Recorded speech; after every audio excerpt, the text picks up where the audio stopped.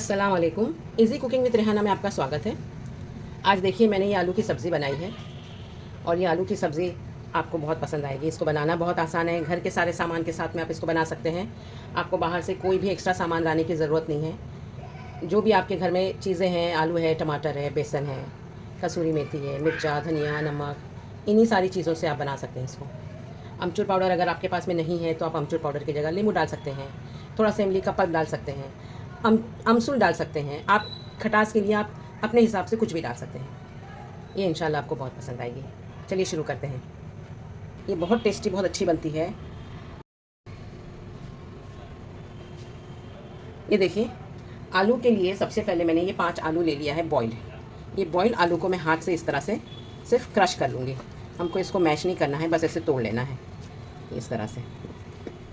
ये देखिए, ये 5 आलू को मैं इस तरह से तोड़ लूँगी। अब मैंने इसमें ले लिया है टमाटर। ये 3 टमाटर ले लिया है मैंने, मीडियम साइज़ का था, इसको बारीक चॉप कर लिया है। 2 प्याज ले लिया है, इसको भी मैंने चॉप कर लिया है। 2 हरा मिर्चा और कुछ कड़ी पत्ता ले लिया है। कुछ गरम मसाला लिया है मैंने, ये देखिए। 2 दालचीनी है, 2 लौंग है, थोड़ी सी काली मिर्च है, 2 छोटी इलायची है और हाफ़ टी स्पून ज़ीरा है और 2 तेज़पत्ता है। 2 टेबलस्पून मैंने ले लिया है बेसन, 1 टीस्पून धनिया पाउडर और हाफ़ टी स्पून गरम मसाला पाउडर है। 1 टीस्पून कश्मीरी लाल मिर्चा है और हाफ़ टी स्पून से थोड़ा कम है, ये मैंने सादा वाला मिर्चा ले लिया है। इस ज़ीरा पाउडर ले लिया हाफ़ टी स्पून। 1/4 टीस्पून हल्दी पाउडर है और 1 टीस्पून नमक ले लिया है। 1 टेबलस्पून कसूरी मेथी लिया है। 1 टेबलस्पून अदरक लहसुन का पेस्ट ले लिया है और ये हाफ़ टी स्पून मैंने अमचूर पाउडर ले लिया है। अब हम इसको बनाने की तरफ चलते हैं। ये तेल गरम करने रख दिया है मैंने। इसमें देखिए ये तेज़पत्ता और ये गरम मसाला जो मैंने बताया था, वो गरम मसाला डाल रही हूँ। आलू की सब्ज़ी इस तरह से बनाइए, देखिए ये कितनी टेस्टी बनती है। इसके पहले मैंने आलू की बहुत सब्ज़ियाँ बनाई है। टमाटर आलू बनाया है मैंने दम आलू भी बनाया है और सबसे फर्स्ट रेसिपी मेरी जो थी वो आलू की थी, जो 5 मिनट में रेडी हो जाती कुकर में। ये देखिए, इसमें मैं प्याज डाल रही हूँ।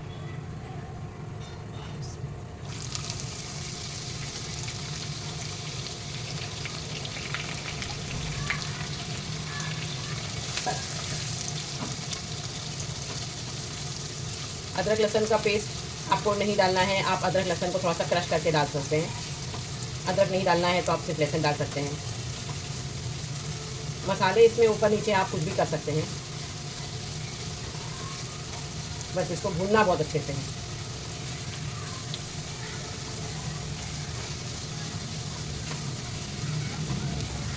आपको इसमें हींग डालना है, आप हींग डालिए। ये मैं कड़ी पत्ता और हरा मिर्चा साथ ही में डाल रही हूँ।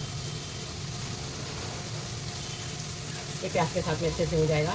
हरी मिर्चों को मैंने खाली स्लिट किया है बीच में से। मिर्चा आप अपने हिसाब से डाल सकते हैं। ये देखिए, हमारी प्याज ऑलमोस्ट हो गई है।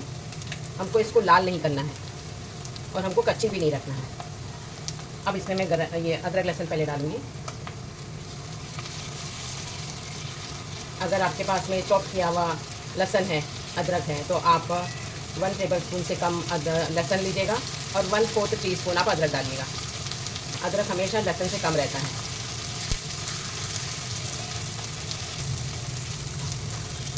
तेल थोड़ा सा ज़्यादा इसमें लीजिएगा,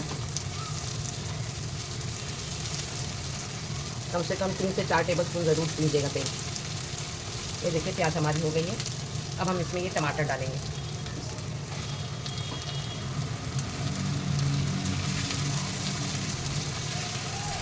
टमाटर इसमें थोड़ा ज़्यादा पड़ता है। अगर आपको टमाटर पीस के डालना है तो आप टमाटर को पीस कर भी डाल सकते हैं, इसकी प्यूरी बना के डाल सकते हैं। लेकिन इसमें अभी हम हमारा टमाटर अच्छे से गला लेंगे। टमाटर एकदम लाल टमाटर बहुत अच्छे हैं, फ्रेश। इसमें हल्दी और नमक डाल देंगे, इससे टमाटर हमारे बहुत जल्दी गल जाते हैं।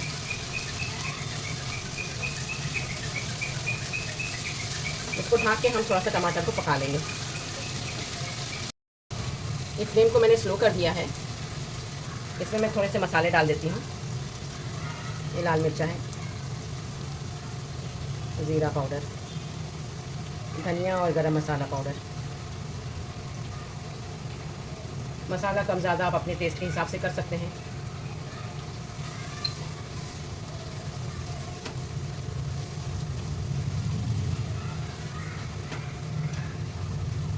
ये जब हमारा टमाटर अच्छे से भून जाएगा तब हम इसमें बेसन डालेंगे और कसूरी मेथी। इसको हम ढाँक देते थोड़ी देर ताकि हमारा टमाटर अच्छे से गल जाए। ये देखिए हमारा टमाटर बहुत अच्छे से गल गया है, मसाला भी बहुत अच्छे से भून गया है हमारा। इसमें अब ये बेसन डाल देंगे।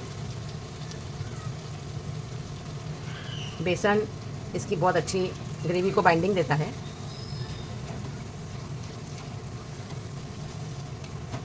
इसलिए इस वक्त आप डालिएगा, क्योंकि अभी इसमें तेल है, तेल में ये अच्छे से भून जाता है, इसका कच्चापन सब निकल जाएगा। पूरी के साथ में एकदम पानी वाला सब्ज़ी आप बनाएंगे तो टेस्टी नहीं बनती है। ये देखिए 2 टेबलस्पून मैंने लिया था बेसन, 2 टेबलस्पून मैंने डाल दिया है। इसमें ये आमचूर पाउडर डाल देंगे और ये कसूरी मेथी थोड़ा सा क्रश करके डाल देंगे।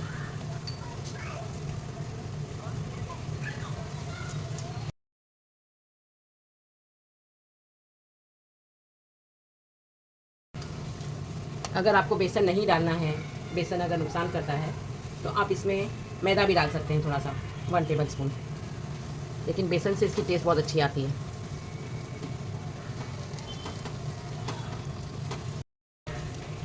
ये देखिए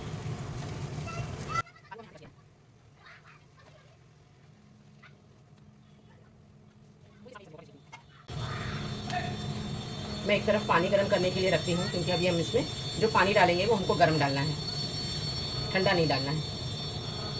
इसको अच्छे से मिक्स कर लेंगे। ये देखिए मैं सब्ज़ी में पानी डाल रही हूँ, ठंडा पानी बिल्कुल नहीं डालिएगा, सब्ज़ी का टेस्ट ख़राब हो जाएगा। पानी इतना डालिए कि हमारी सब्ज़ी इसको अच्छे से हम इसको लपेट सकें।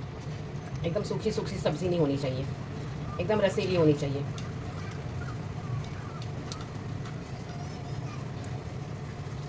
ये देखिए बस इस तरह से। एक कप भर के पानी लिया था मैंने। अब इसको मैं स्लो करूँगी और ढक के रख दूँगी कम से कम 5-7 मिनट के लिए। ये अच्छे से पक जाएगी। इसमें हमारी सब्ज़ी रेडी हो गई है। इस वक्त आप इसका नमक मिर्चा सब चख सकते हैं। मुझे नमक थोड़ा सा कम लग रहा था, मैंने इसमें 1/4 टीस्पून नमक डाल दिया है। ये देखिए हमारी सब्ज़ी एकदम तैयार हो गई है। ये देखिए, आपको अगर इसमें तेल ज़्यादा चाहिए तो आप तेल ज़्यादा कर सकते हैं। अब इसमें ज़्यादा सब हरा धनिया डाल दीजिए। हरा धनिया से इसकी टेस्ट और दुगना हो जाती है। ये देखिए हमारी सब्ज़ी एकदम रेडी है। इसको आप पूरी पराठा जैसे भी आप खाना चाहें इसको खा सकते हैं। बहुत टेस्टी लगती है। मैं इसके साथ पूरी बनाने वाली हूँ इंशाल्लाह। और आप भी इसको पूरी के साथ, पराठे के साथ या सूखी रोटी चपाती के साथ में आप इसको खा सकते हैं। बहुत टेस्टी लगती है। इसकी कंसिस्टेंसी आपके ऊपर है। अगर आपको थोड़ा सा इसमें शोरबा रखना है तो आप इसमें रख सकते हैं। इंशाल्लाह आपको ये बहुत पसंद आएगी। आपको मेरी रेसिपी पसंद आई हो तो लाइक, शेयर, कमेंट और सब्सक्राइब ज़रूर करिएगा। Thank you.